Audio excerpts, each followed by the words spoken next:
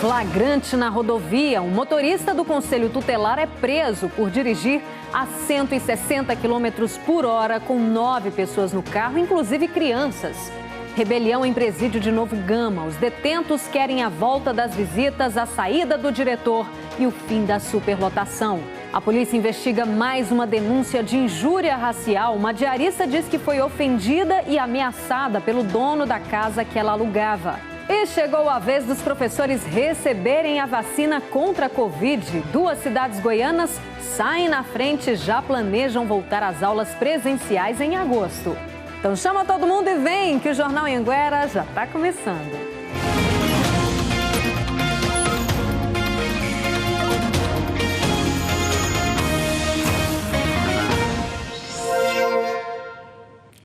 Muito boa noite para você, agora 7h07. 2 cidades do interior saíram na frente hoje e começaram a vacinar os trabalhadores da educação. Rio Verde e Anápolis começaram a vacinar os professores contra a Covid-19. A expectativa das 2 cidades é retomar as aulas presenciais em agosto. Em Rio Verde, a Valéria foi a primeira professora a ser vacinada. Ela recebeu a dose do prefeito Paulo do Vale, que é médico. Dá muita esperança, pena que não tem para todo mundo, né? Segundo a Secretaria de Saúde, 1.700 trabalhadores da rede municipal de ensino estão sendo vacinados.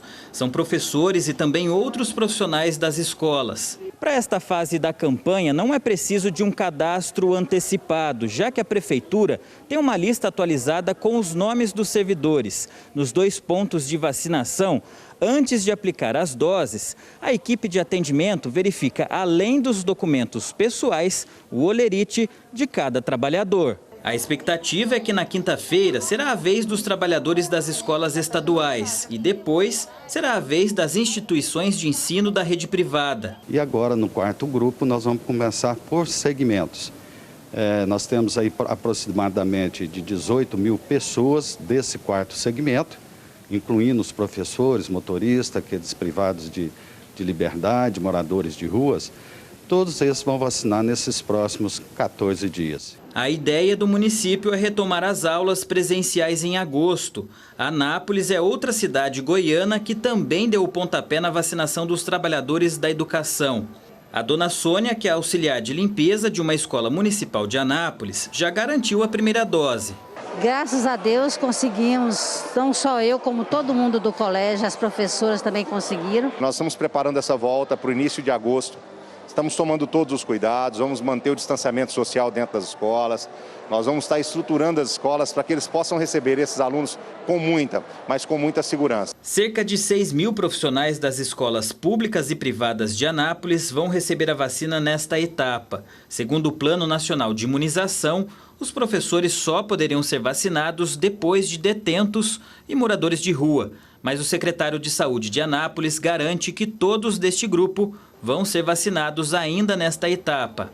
Concomitantemente, nós iremos imunizar também os moradores de rua e já no momento posterior nós iremos entrar também para o pessoal do sistema prisional. O secretário de Saúde de Goiás também disse que não há irregularidade em vacinar os profissionais da educação agora. Aquelas cidades que, porventura, tenha terminado seus grupos e tenha estoque de vacina, naturalmente elas vão avançando nos grupos. E a Anvisa concluiu que não há falha no invase da Coronavac. Várias cidades aqui de Goiás, em todo o Brasil, reclamaram que os frascos não tinham líquidos suficientes para aplicar 10 doses, como é recomendado pelo Instituto Butantan. A análise descobriu que o problema pode ser nas seringas usadas para aplicar a vacina. O documento divulgado pela Agência Nacional de Vigilância Sanitária diz que profissionais de saúde perceberam que muitas vezes não conseguiam extrair as 10 doses do frasco. Por conta das queixas, a Anvisa realizou uma inspeção no Instituto Butantan dia 20 do mês passado. Foram inspecionados a linha de produção, o controle de qualidade, a calibração dos equipamentos. E todos os resultados estavam dentro das especificações.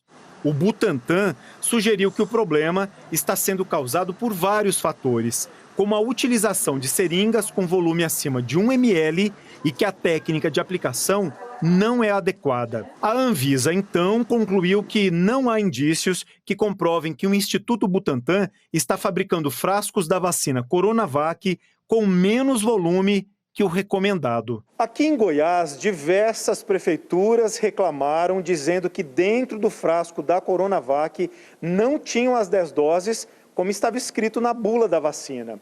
Os prefeitos, então, fizeram documentos relatando essas queixas e entregaram à Secretaria Estadual de Saúde, que comunicou o fato à Anvisa e também ao Instituto Butantan, fabricante da Coronavac. Diante do documento da Anvisa, a Superintendente de Vigilância em Saúde do Estado disse que vai mudar a seringa usada na aplicação da Coronavac.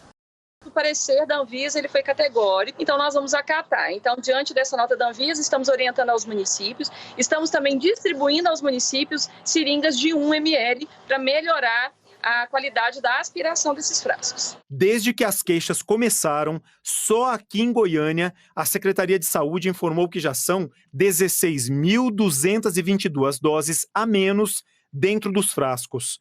Em Aparecida, alguns frascos tinham apenas 8 doses. A presidente do Conselho de Secretários Municipais de Saúde não acredita que o problema seja a seringa usada, mas espera que a mudança possa resolver o problema. Nós discordamos. Tomara que seja. Se fosse mesmo a questão da seringa, agora com esse envio da Secretaria de Estado dessas seringas, nós resolveremos o problema. Então, nós teremos as doses suficientes, nós conseguiremos vacinar o maior número de pessoas da população.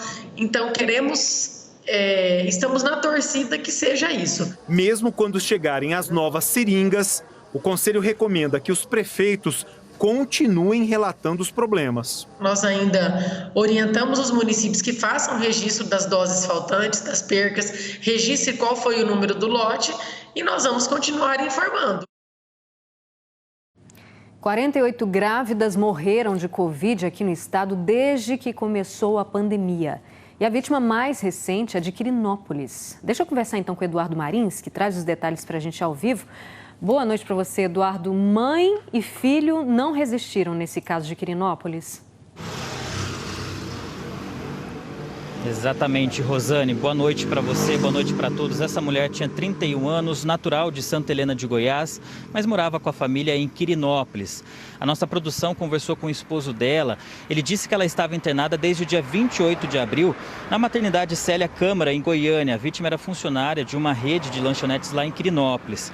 Em janeiro, ela descobriu que estava grávida de uma menininha. O esposo disse ainda que foi preciso retirar o bebê e que, infelizmente, ele não resistiu, viu? A mulher morreu, então, ontem, foi enterrada no cemitério São João Batista, em Santa Helena, aqui pertinho de Rio Verde. A família está bastante abalada e não autorizou a nossa equipe aí a divulgar foto ou o nome dela, né?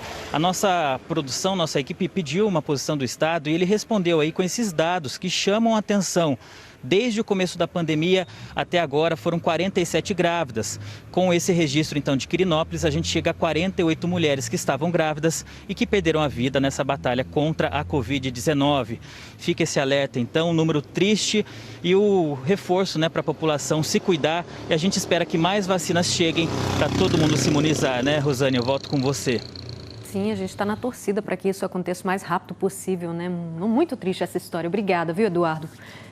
E olha, em Anápolis, uma diarista denunciou que foi vítima de injúria racial. A mulher disse que foi ofendida pelo dono da casa que ela alugava. A Polícia Civil abriu um inquérito para apurar o caso. A diarista de 40 anos pediu para gravar sem mostrar o rosto. Ela disse que sente vergonha da forma que foi tratada pelo dono da casa onde ela e a família moravam. Ela se mudou e o locador do imóvel está cobrando por aluguéis atrasados. Cobrança indevida, segundo a vítima. Entre as ofensas racistas e até ameaça, o homem chegou a dizer em mensagem escrita pelo celular que tinha vontade de matar a diarista. Xingou ela de porca e até de macaca. Chorei muito no sábado, passei mal.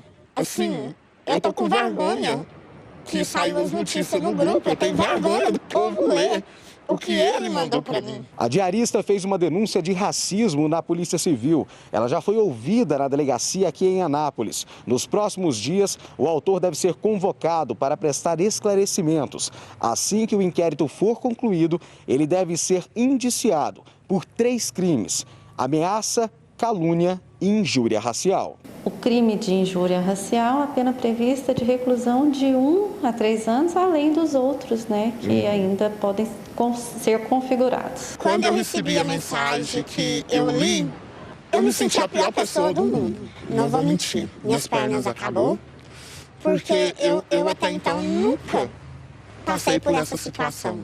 Eu não estou buscando nada, eu queria buscar só justiça.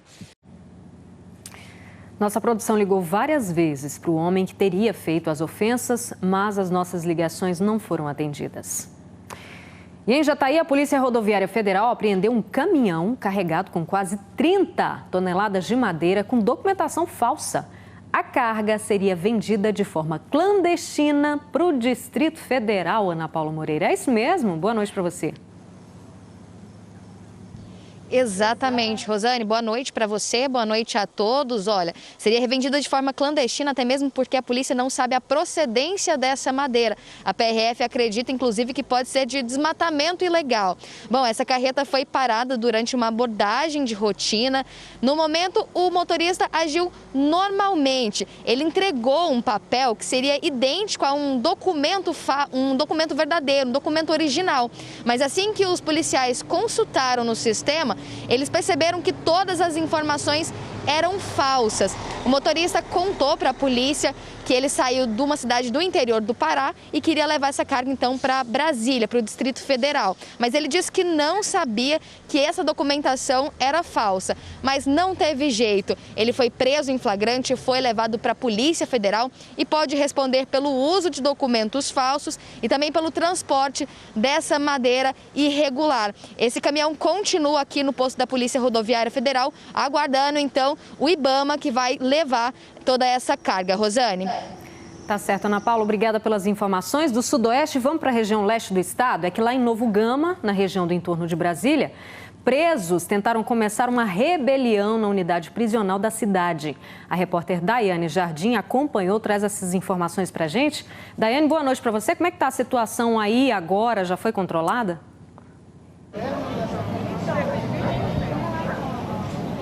Ei, Rosane, boa noite para você, boa noite a todos. A situação já foi controlada. Aqui do lado de fora, os ânimos estão apenas mais calmos, porque familiares dos detentos ainda estão aqui em manifestação, pedindo informações, batendo panelas. Aqui atrás de mim, olha, já devem sair detentos daqui que serão transferidos para outras unidades prisionais. Já explico. O motim começou por volta de 11 horas da manhã, de acordo com a Secretaria Municipal de Segurança Pública. Começou quando os detentos estavam tomando banho de sol e logo depois de estouros de foguetes aqui do lado de fora. O grupo de intervenção da Polícia Militar e a tropa de choque foram chamados para ajudar a controlar. De acordo com a Secretaria, foi necessário o uso de balas de borrachas para conter a manifestação. 2 detentos precisaram ser levados para o hospital para tomar pontos, foram acertados no braço e na perna. De acordo com a direção regional do presídio, várias celas foram danificadas. São cerca de 10 celas aqui no presídio, mas a direção não informou quantas foram danificadas. Mas dos 280 detentos que estavam aqui, 280, e esse pode ter sido um dos motivos da manifestação, a superlotação aqui do presídio, dos 280, de acordo com a direção, 100 ficam aqui no presídio de Novo Gama, 100 serão transferidos para o presídio de Lusiânia e 80 para o presídio de Águas Lindas. Você pode ver ali no fundo, o portão acabou de ser fechado, já saiu uma van com alguns detentos que já começaram a ser transferidos. De acordo com o diretor regional, todos os 180 serão transferidos hoje ainda, porque está sem condições deles ficarem aqui. Rosane, qualquer informação eu volto a chamar, e a cobertura completa de tudo que aconteceu aqui hoje no Bom Dia Goiás amanhã. Tá certo, muito obrigada pelas informações, Daiane. Inclusive sobre o Novo Gama, a DGAP disse que foi registrado o princípio de motim, que foi controlado, assim como a Daiane colocou ali, rapidamente por policiais penais da região. A nota diz ainda que alguns presos tiveram ferimentos leves. E olha, também teve princípio de motim na casa de prisão provisória de Rio Verde, no sudoeste do estado. A confusão começou quando presos não obedeceram os policiais penais durante um procedimento de revista. A Diretoria-Geral de Administração Penitenciária disse em nota que tudo foi controlado em poucos minutos. A nota diz ainda que 3 presos ficaram feridos e que foi aberto um procedimento administrativo para apurar o que aconteceu. E olha, gente, os goianos estão gastando mais, viu? Muitos alimentos e os remédios tiveram reajustes, né? Estão pesando mais no orçamento. No caso dos medicamentos, uma pesquisa do IBGE mostra que o reajuste feito nesse ano no preço dos remédios, foi quase 2 vezes maior que no ano passado, acredita? Quem compra remédio de vez em quando pode nem perceber o aumento. Agora quem usa todo dia sabe que a conta tá ficando mais cara. Tá, sabe? Diferença muito grande. E o meu não pego na rede do SUS. Tem que ser comprado. Quando eu comecei a tomar o remédio, ele ficava em R$ 6,50 manipulado. Hoje já tem R$ 42. É caro.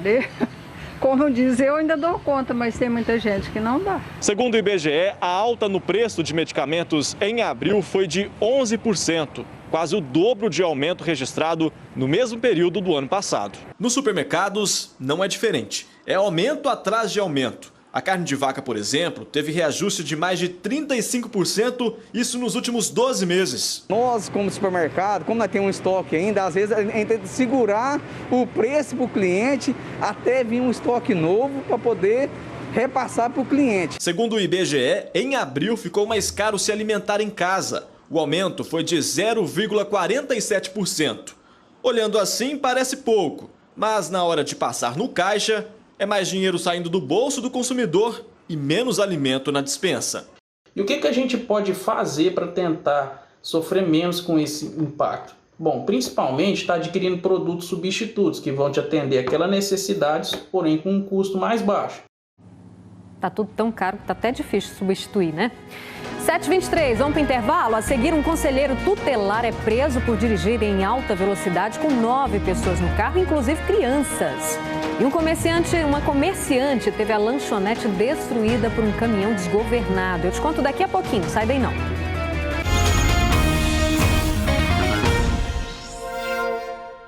Sete 7h25, estamos de volta. Um conselheiro tutelar de Formosa, na região do entorno de Brasília, foi preso pela Polícia Rodoviária Federal, sabe por quê? Por direção perigosa.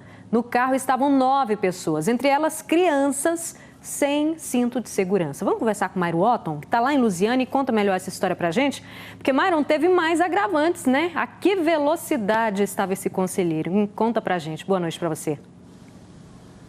Boa noite, Rosane. Boa noite para você que está nos assistindo. Olha, ele estava com pressa, viu? 160 km por hora. Nessa imagem que você vê na tela, nesse carro havia 9 passageiros, entre elas 6 crianças. Claro, nem todo mundo estava com cinto de segurança, já que esse carro só cabe 5 pessoas. Esse flagrante aconteceu hoje na entrada da cidade de Sobradinho, na região de Brasília. A Polícia Rodoviária Federal percebeu que um outro carro estava vindo em alta velocidade e pediu para ele parar. Só que ele só foi parar 6 quilômetros depois. O motorista disse que não percebeu indicação de pare e de que nem estava correndo tanto assim. Esse motorista, conselheiro tutelar lá de Formosa, tem 42 anos e estava com a CNH vencida desde 2018. Além disso, o carro que ele conduzia estava sem as placas. Ele até chegou a mostrar um documento para os policiais de que a Justiça do Estado passou para o Conselho Tutelar de Formosa esse carro para o trabalho diário.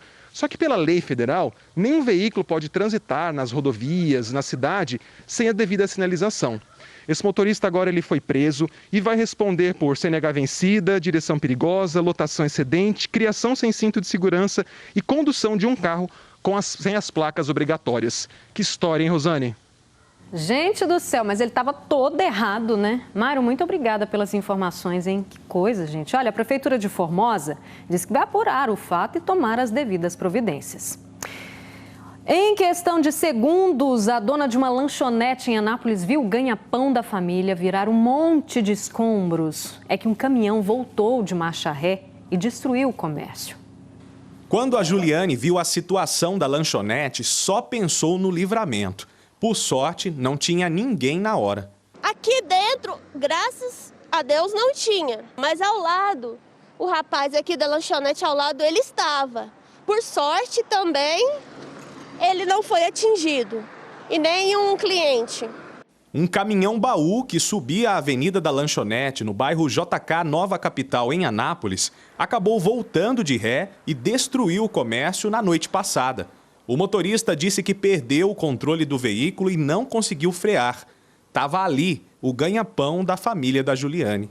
Foi prejuízo material aqui da obra, foi prejuízo de produtos, de itens, né, que tinham aqui, geladeiras, freezers, tudo que estava aqui. Um homem foi preso denunciado por roubar a própria ex-mulher. A vítima pediu ajuda à Guarda Civil Metropolitana porque o suspeito ainda estaria na vizinhança onde ela mora, ali no setor Vilagem Santa Rita, em Goiânia. A equipe da Guarda Civil Metropolitana foi ao endereço passado pela mulher, fazendo buscas, e encontrou o ex-marido em cima do telhado da casa dela. Ele foi preso em flagrante com uma mala onde estavam joias, documentos e cartões de crédito da vítima, que era a ex-mulher dele.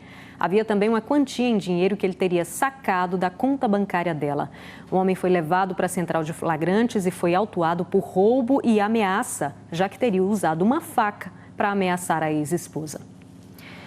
Tá sentindo dificuldade para respirar? É a umidade do ar, gente, que está baixa. Inclusive tem alerta do IMET, viu? Com tempo assim tem que beber bastante água, evitar a exposição ao sol e o desgaste físico nas horas mais secas. Veja agora como é que fica o tempo amanhã.